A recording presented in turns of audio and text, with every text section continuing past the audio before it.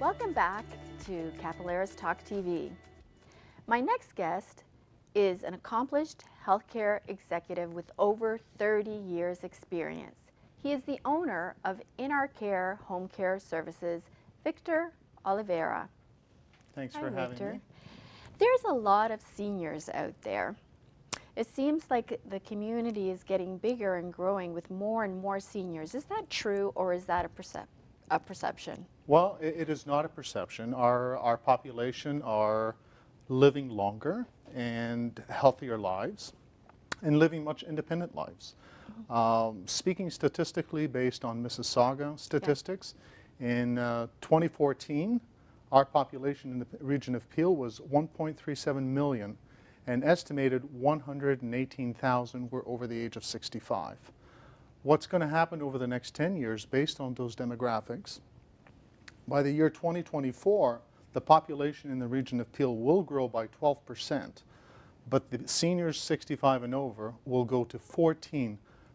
So that's almost doubling in the next 10 years. So it is a significant number, quite staggering and quite frightening for those individuals who are caught in that situation and in that age bracket. Right. Is that because all the boomers are becoming seniors now, and there's a big many of the individuals, including ourselves, will be in that demographic, in that age gap. And because seniors are living longer and healthier, more vibrant lives, nonetheless, age takes its toll. And you know, what you were once able to do quite efficiently and effectively now requires a little bit more effort on the physical aspect. So is home care a good solution to people that want to stay in their home and wish to age there, as opposed to a retirement home? Well, home care supports and facilitates all the needs of the individual, whether they're already in a nursing home or in a hospital, in a residence, where they require some additional assistance. Home care can also facilitate that. The primary thrust of a home care service is to sustain a person's independence who wants to remain in their home. We call that aging in place. Right. So those individuals can certainly opt to get some support services in order to maintain and sustain their independence and continue to live at home. That support could be anywhere from personal care, where they require actual personal care, or if they require any clinical intervention through more than a PSW, they can also get that. It can range anywhere from a couple hours per day, and some individuals will even opt to 7 days a week or 24-hour care. So it really depends on their capability and what their requirements are and what they're still able to do versus what they require somebody to do for them on a more longer term. Like, do you need somebody who's going to cook for you, clean for you, do your laundry, as well as provide you personal care? Okay, let's say that an elderly person cannot climb the stairs anymore, or the house has become too much of an upkeep for them. Would you suggest moving into a condo and getting home care there as opposed to a retirement home? Well, that's an excellent question, because although home care is for everyone, not every home is well suited for home care. Right.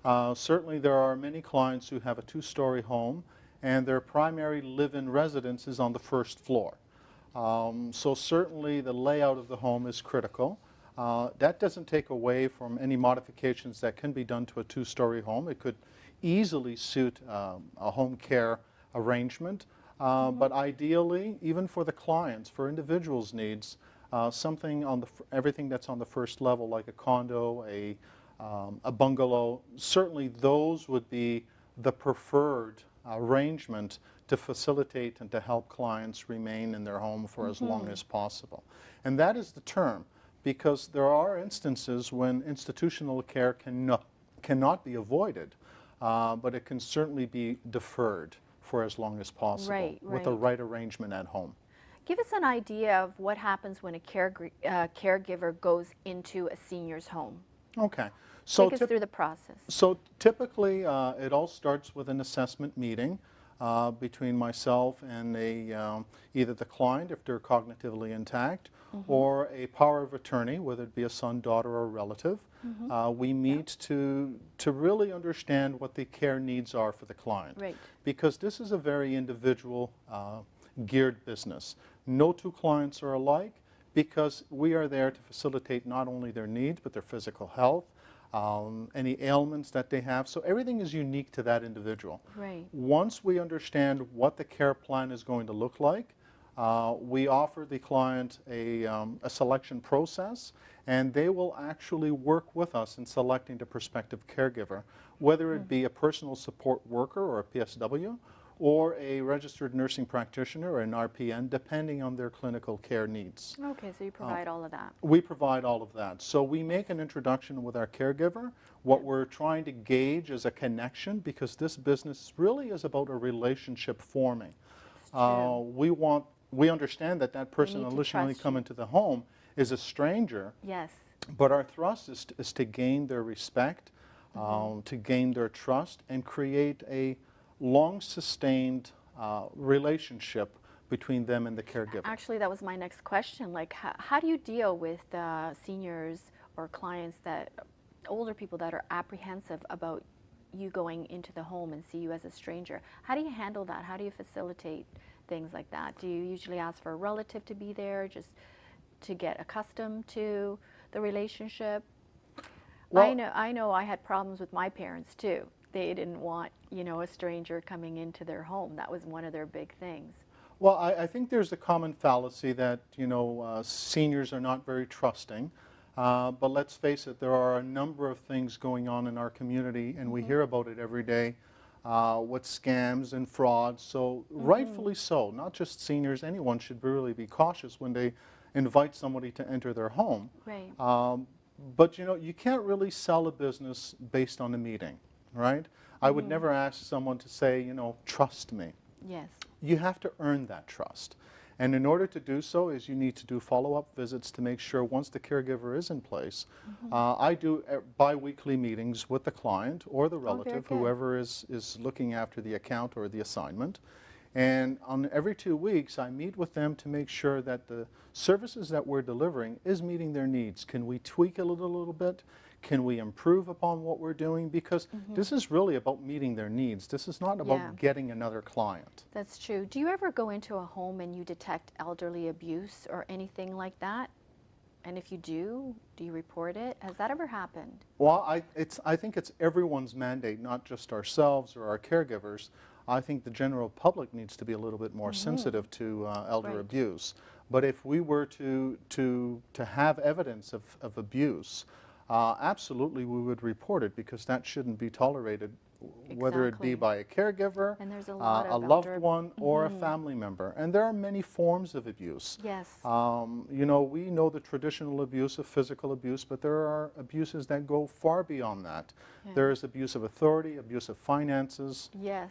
And it's not till you drill down and you hear comments from clients that you can actually even ask the right questions. So not all abuse can be detected upon talking or looking at a client. A lot of it is hidden abuse. Yes, that's true. Now, you provide a lot of professionals. Do you also provide counselors for, let's say, depression, isolation, loneliness, maybe even dementia? Do you also do that? We do dementia care as well as Alzheimer's care. We don't have anyone going into the home that is not certified to deal with those type of ailments, because you have to keep in mind when we first go into the home, there may not be any dementia or Alzheimer's, but they could progressively start off slow. And before you know it, within a year of looking after that client, their personal condition has changed from a relatively mild individual to somebody who could be potentially aggressive, because their cognitive impairment has declined to that point. So the dynamics is always changing in a home care environment, because the resident doesn't stay the same. Their condition changes. Yes. Is home care more affordable than residency or institutional care? Well, that's a tough question to answer, because residences come with all kinds of price tags. Nursing homes come with all different ranges of price tags as well. Right. Depending So on the none of the level. services is a zero net dollar. There is a cost associated with it. Right. Now, the advantages of receiving home care is that particularly if you own your home, you're sitting on equity that you have the ability to manage and control and navigate. Okay? Correct. So once you sell your home and you go into a residence or a nursing home, you're drawing from the pot of your equity. Right. So that pot only gets smaller.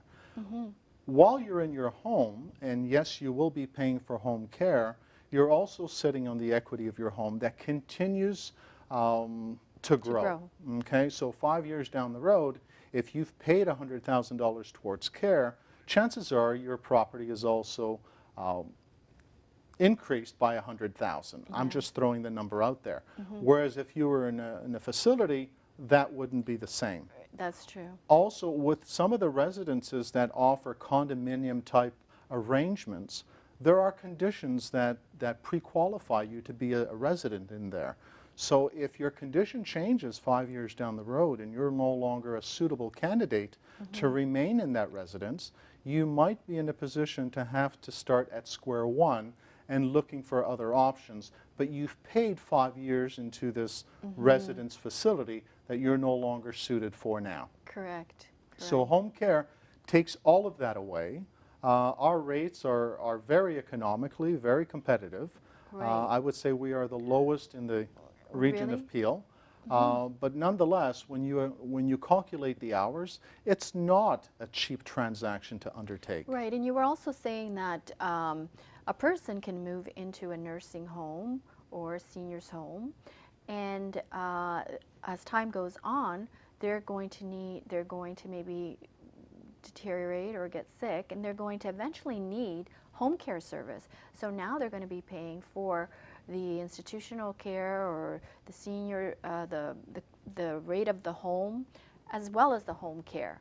So, but if they would have stayed in their home and had somebody come in, the expenses would have been much lower. 'Cause Significantly less. Yeah, some of these residencies, they run anywhere $4,000 or $5,000 a month. Is that correct? That's correct.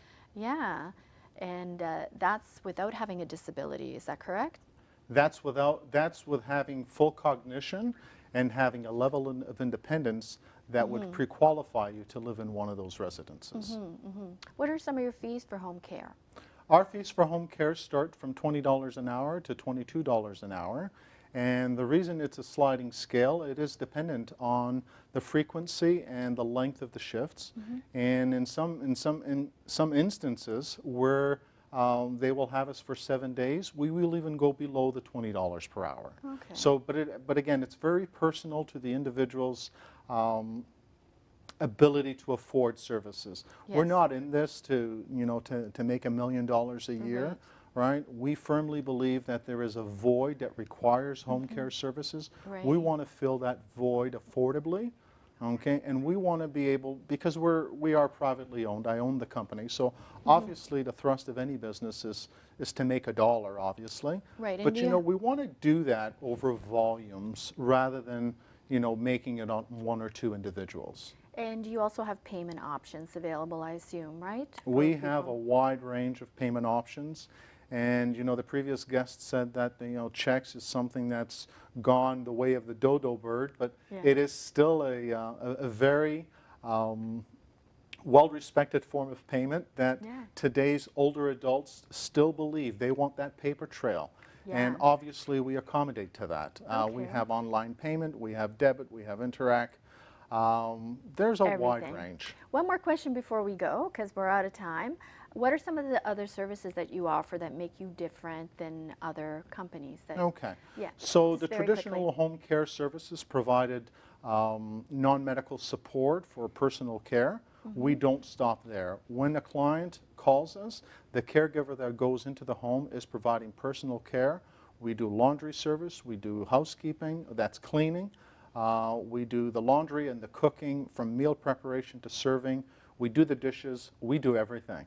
Okay. We also provide project management solutions. So if a resident who still lives at home wants their driveway or their roof done, going through us will assure them that we are going to source the contractor in a Great. fraud-proof way. Great. That's great, Victor. So tell people where they can reach you, your website, and your contact information. Okay. Our website is www.inourcareservices.com. I can be reached at 905-785-2341. And again, the name is Victor Oliveira. Thank you so much for being here. Thank you. Thanks for having me.